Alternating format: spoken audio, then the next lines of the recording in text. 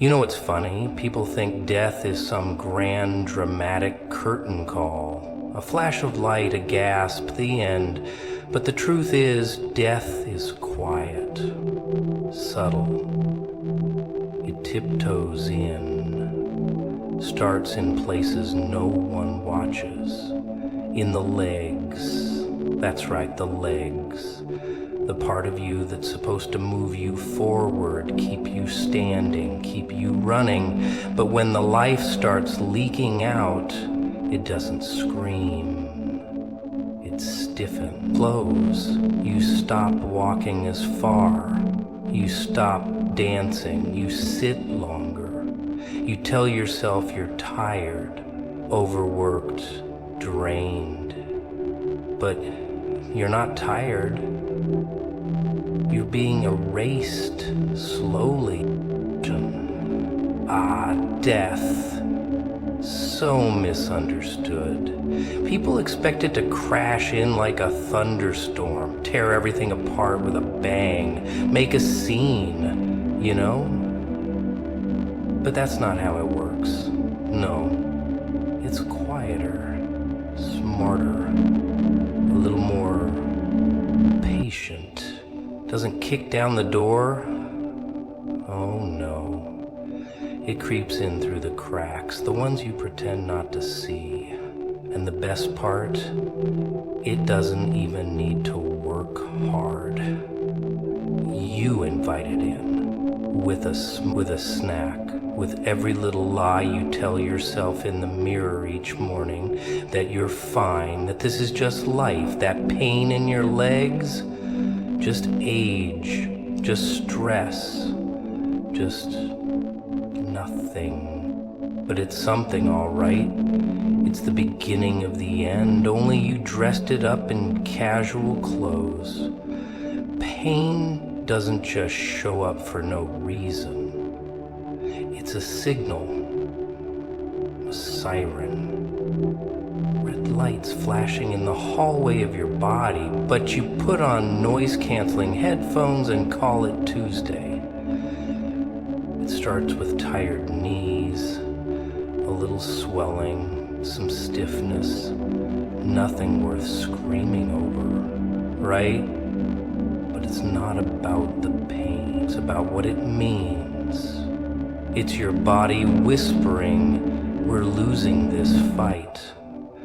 And you laugh, keep scrolling, keep chewing, keep pretending you've got time. See, death loves when you're distracted, loves when you're entertained. That's when it works best. Because while you're focused on your next click, your next bite, your next excuse, it's moving in. Not in your chest, not in your heart. No, that would be too obvious, too dramatic. It starts small. It starts where you ignore it the most. The legs. Because if the legs go, you stop moving. And when you stop moving,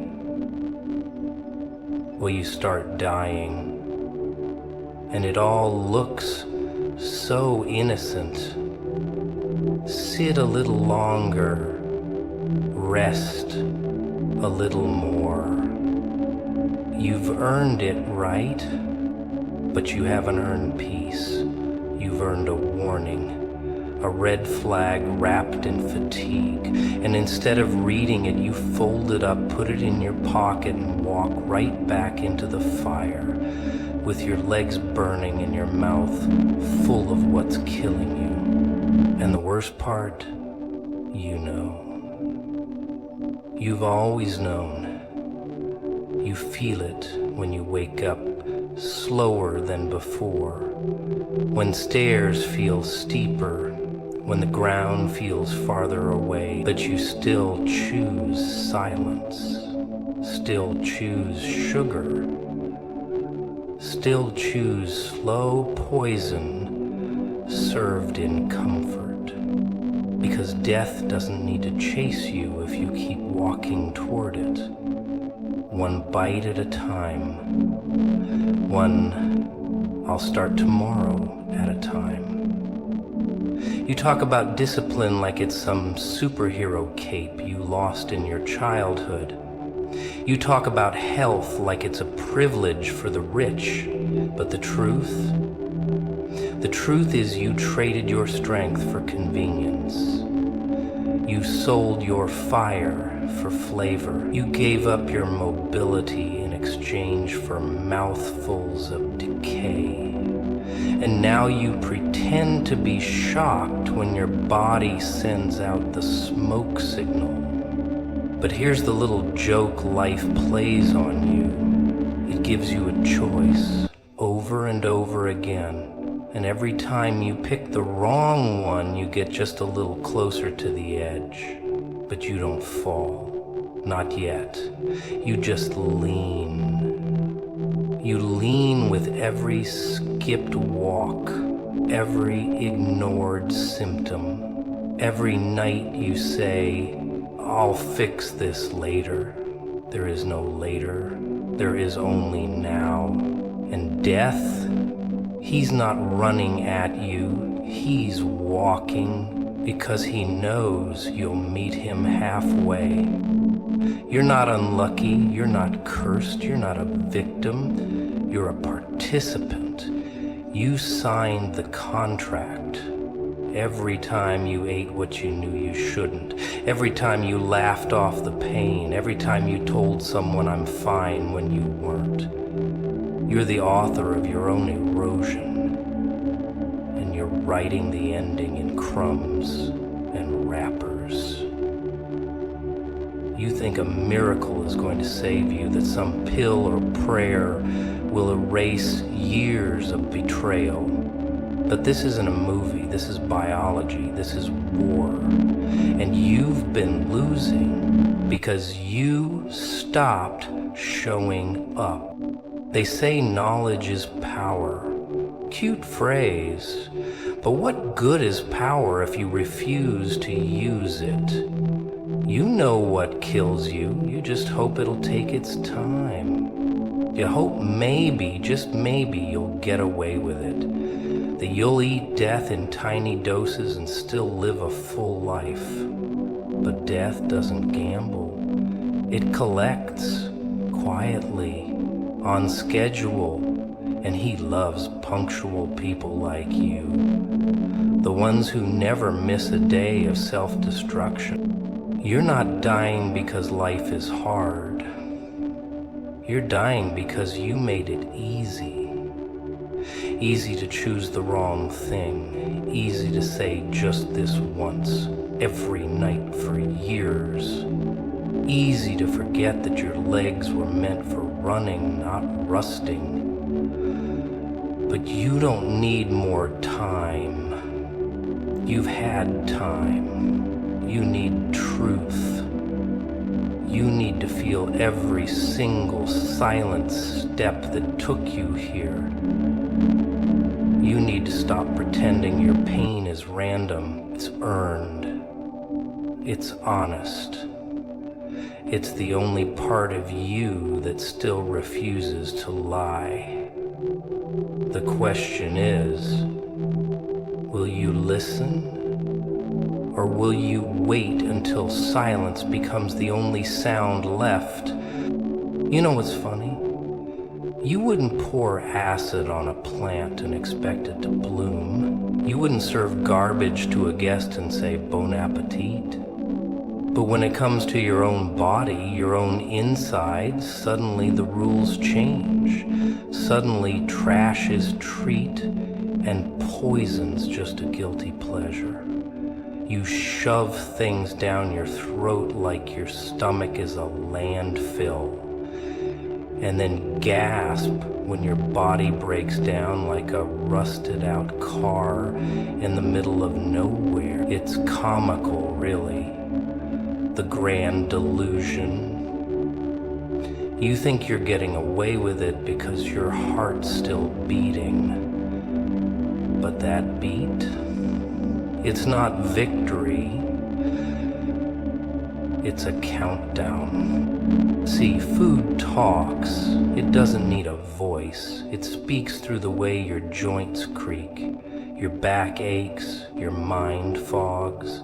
It leaves little sticky notes on the walls of your organs. Thanks for the sugar, says your pancreas, but I'm done. Your liver's been scrubbing your messes like a janitor with a cracked mop, and even it's starting to call in sick. Your stomach? It's screaming in languages you refuse to learn. All because you like the taste of death more than the sound of reason. And don't get me started on the people who say you only live once, as if that's a reason to live faster, harder, dumber. You don't live once, you die once. You live every day until you don't. And each day you wake up and feed yourself things that strip you from the inside. You're not living, you're rehearsing for the end, again and again, one bite at a time, until practice becomes performance and the curtain falls on a life that could have been. You treat your body like a rental, slam it into the ground, overfeed it, underrest it, spill drinks on the upholstery. Then, when it starts coughing and groaning, you say, "What's wrong with me?" What's wrong is that you stopped listening. You handed the wheel to cravings. You let chemicals in suits whisper lies into your blood. And now your gut's in knots, your nerves are on strike, and you think it's all just stress. It's not stress, it's sabotage from the inside out, and you're the saboteur, with your hands full of excuses, with your eyes glued to screens and your mouth full of flavor but void of nourishment. You think flavor is freedom, but it's a leash. They made food addictive on purpose, and you took the bait like a dog chasing a bone full of barbed wire. They taught you that fast is better, that cheap is easier, that taste matters more than truth. But food doesn't just sit in your stomach, it travels. It becomes you. It becomes your thoughts, your skin, your energy, or lack of it. You think your depression is a personality trait? It's a symptom. You think your fatigue is just because you work hard? Try again. You're running on fumes because you're eating like survival is the goal. Not strength, not clarity, just existence. Barely. And you call that living. You can't fuel a machine with sludge and wonder why it breaks down. You can't pour syrup into an engine and expect horsepower. But that's what you do, day in, day out. Feed yourself things even cockroaches would second guess, and then cry when your legs go numb and your brain can't finish a sentence. But here's the punchline. You did it. To you. And you're still doing it. Even now, while you hear these words, some part of you is thinking about what you'll eat next. And it won't be salvation, it'll be sabotage in disguise. The truth, your fork is a weapon, not a tool, not a friend, a weapon. And you hold it 3 times a day like it's a game, but each bite is a bet, and the house always wins. They want you sick, weak, addicted. They want your money spent on treatments, not prevention. They want you begging for pills, not reaching for plants, because sick people are customers. But a healthy mind and a healthy body, that's dangerous. That's unpredictable. That's free. And freedom, my friend, isn't good for business. So you walk into the store and pick your poison with a smile. You unwrap your future with greasy fingers. You bite down on disease and wash it down with bubbles. And you call it normal. You call it life. But it's not. It's slow movement suicide, decorated with branding and jingles and happy meals. They gave you death in pretty packaging, and you clapped, you posted it, you celebrated it like you won something. But the only thing you won was another nail in your coffin, dipped in chocolate and sprinkled with lies. You don't need more willpower. You need rage. You need to be angry enough to see through the tricks, to flip the table, to scream, not anymore. Because this isn't about taste. This is about control. Who has it, who lost it, and who's ready to take it back, not with a whisper, but with a war cry. One plate at a time. You wake up, right? Rub your eyes, stumble out of bed, maybe check your phone first thing because, hey, notifications matter more than oxygen now. And for a split second you forget you're broke. Not in your wallet, no, deeper than that. I'm talking soul broke, spirit broke. The kind of broke you can't fix with a loan or a vacation or one of those self-care bubble baths everyone keeps lying about. You walk through your life like a glitch in the system, wondering why everything feels just a little bit off, like the volume's down on the universe and no one gave you the remote. They said you'd feel it when it's time, said you'd know when the stars aligned. But they didn't tell you the stars are quiet. And the signs? Oh, the signs are subtle, hidden like bruises under makeup. They come in whispers, not thunder. In missed calls and strange dreams and gut feelings you keep dismissing because logic is louder than instinct, and you were taught to ignore the parts of you that can't be proven with charts or credentials or someone else's permission.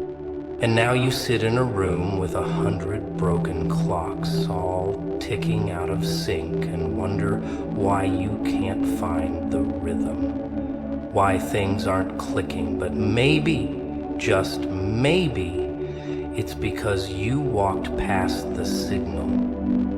That moment that wasn't just a moment, that decision you delayed, that detour you ignored because it didn't come with instructions or flashing lights or the approval of everyone watching. You think you missed something, and you're right, but it's not lost.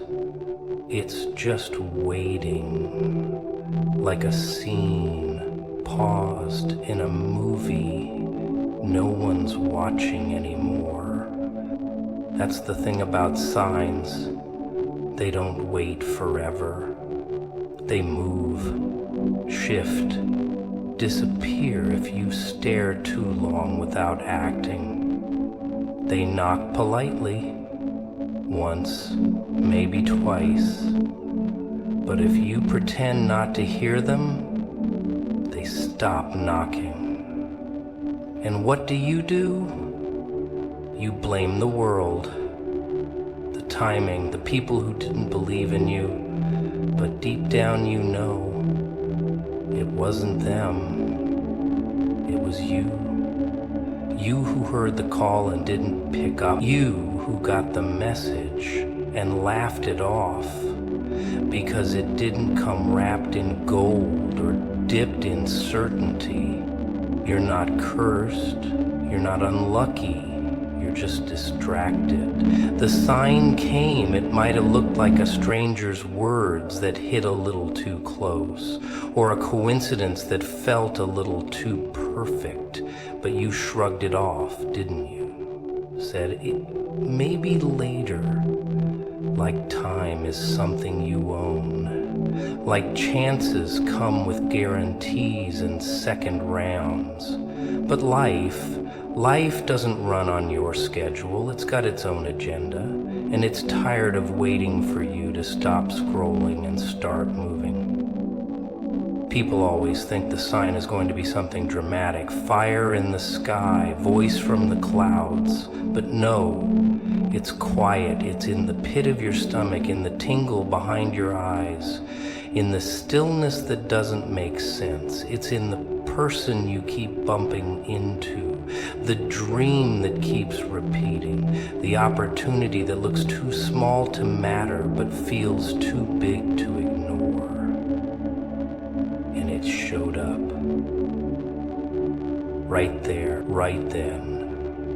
And you blinked.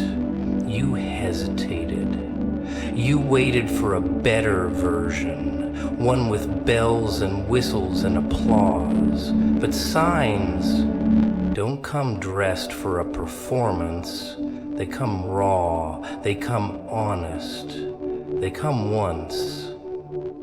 Now here you are, pacing in circles, asking why it feels like you're stuck, like everyone else got the memo and you're still refreshing the page, but maybe the memo was sent, and maybe you read it, and maybe you threw it away because it didn't look like what you expected, and now time's ticking louder. Life's whispering again, a little less patient, a little more stern, because you were chosen, sure, but being chosen doesn't mean being coddled. It means responsibility. It means attention, and attention, my friend, is what you haven't been paying.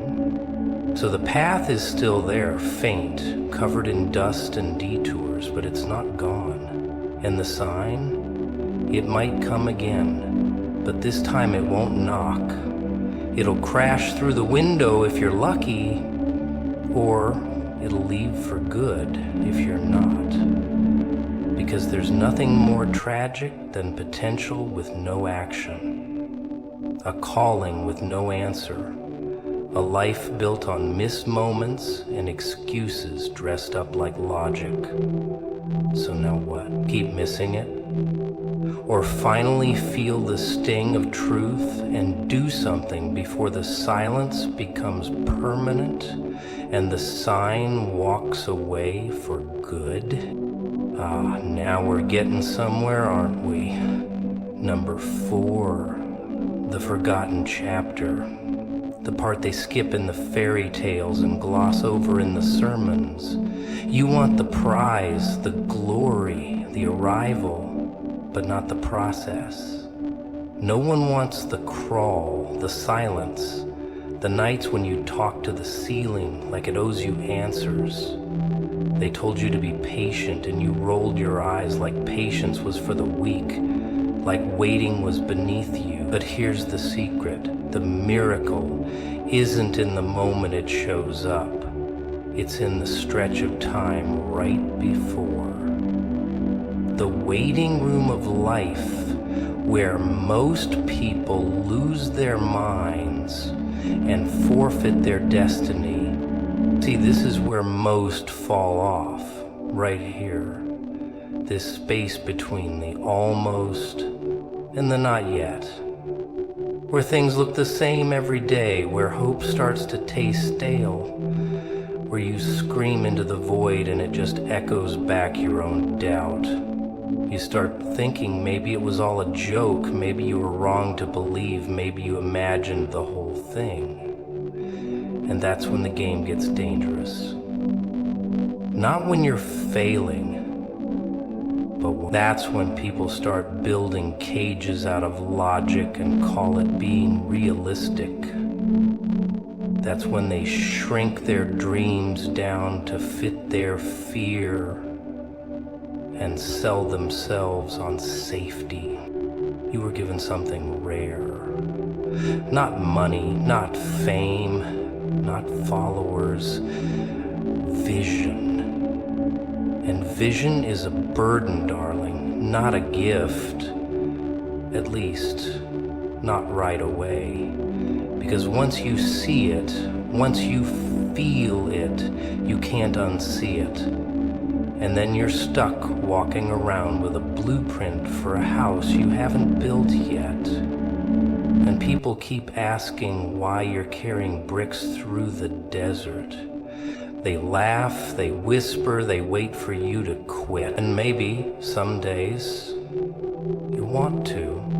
But then there's this ache, this itch under your skin, the one that keeps you from giving up even when you swear you're done. It wakes you up at 3 a.m.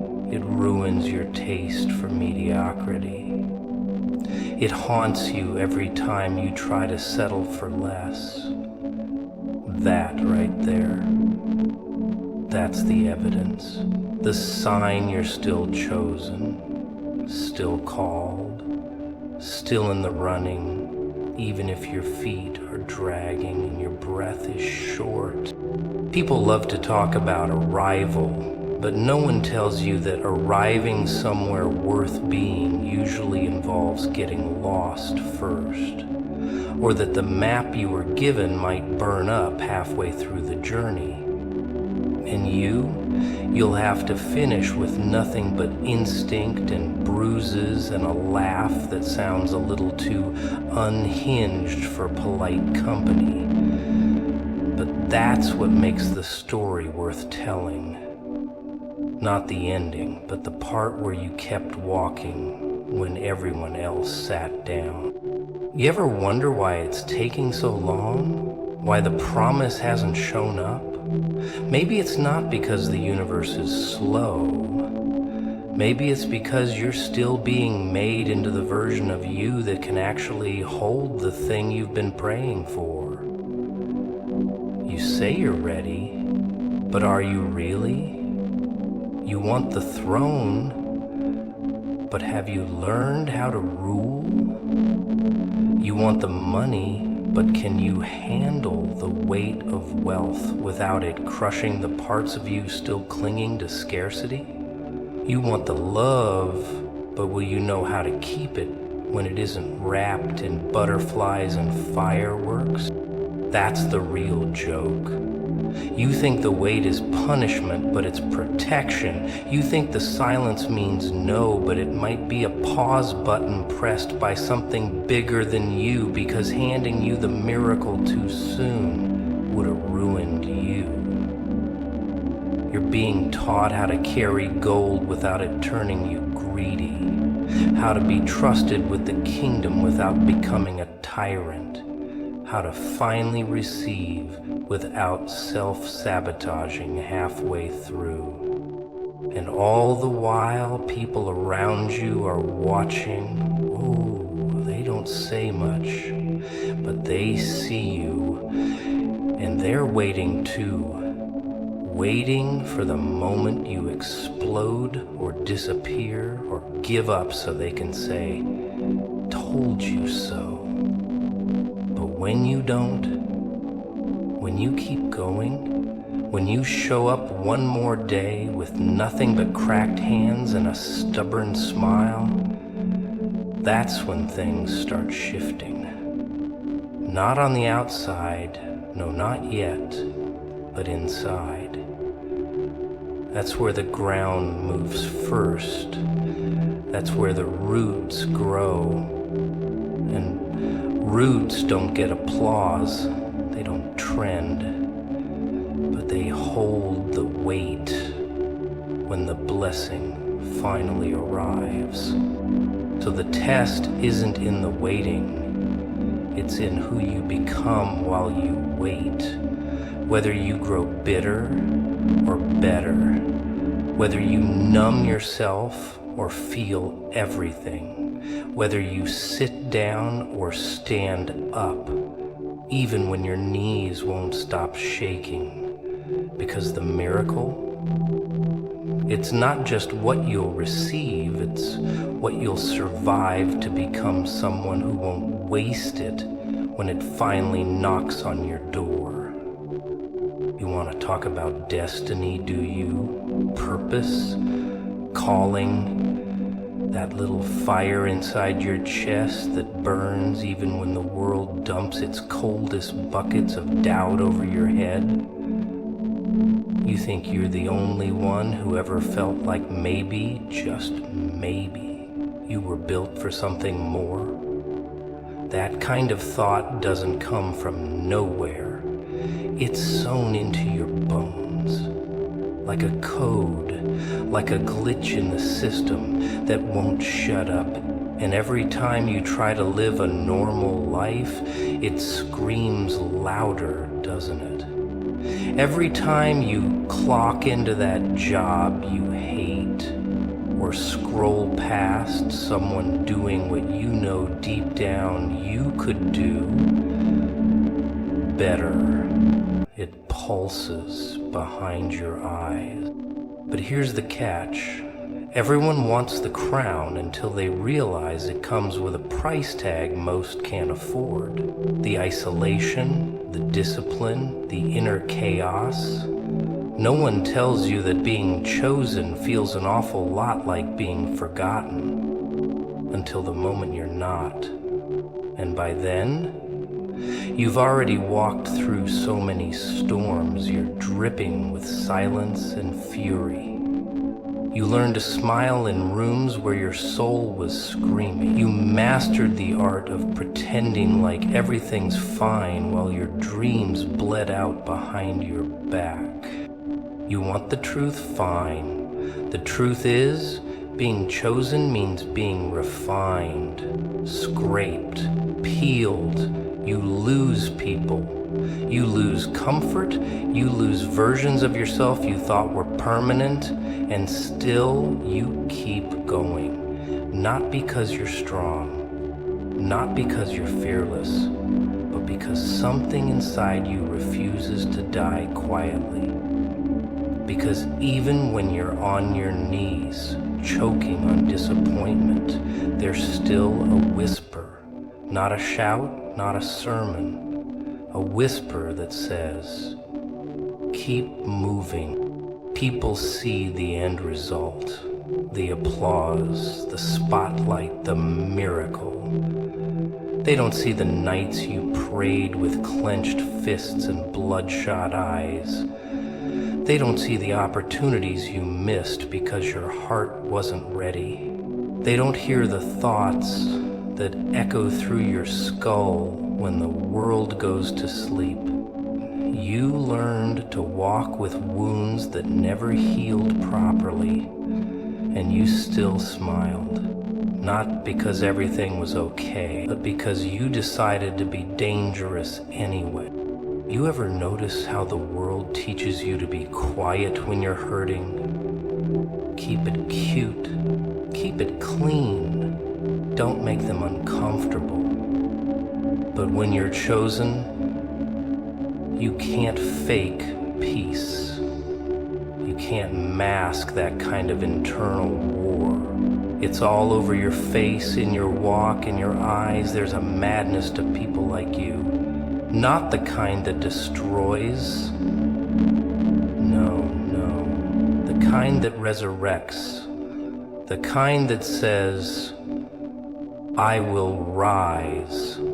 Even if I have to build the ground with my bare hands.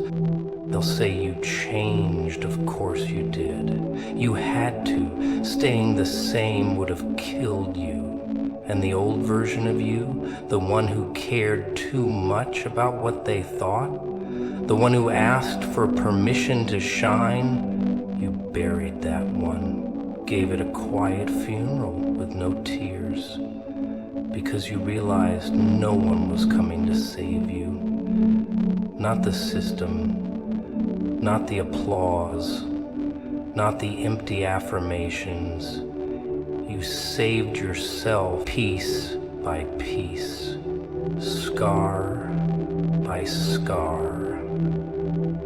And now, when you walk into a room, it shakes. Not because you're loud, but because you're no longer afraid to be seen. See, the thing about miracles, real ones, is that they don't show up in halos and harps. They come disguised. They look like a job loss, a breakup, a breakdown. They come wrapped in chaos and covered in silence. And if you blink too fast, you'll miss them. Because real miracles don't knock. They break the door down and dare you to survive the wreckage. And here you are, still standing, still breathing. That alone is proof. That's the receipt. You walked through hell and came out with your voice intact. You were called, and not just to survive, but to build, to speak, to shake the ground beneath you with words that cut through illusions and expose the truth. And not everyone will get it. They're not supposed to. It wasn't a conference call, it was a whisper meant only for you. So no, you're not crazy. You're not too much. You're not making it up. You're the evidence. Living, breathing proof that when the fire comes, it doesn't always burn you down. Sometimes it forges a version of you so unshakable, even the darkness starts to flinch when you walk in the room.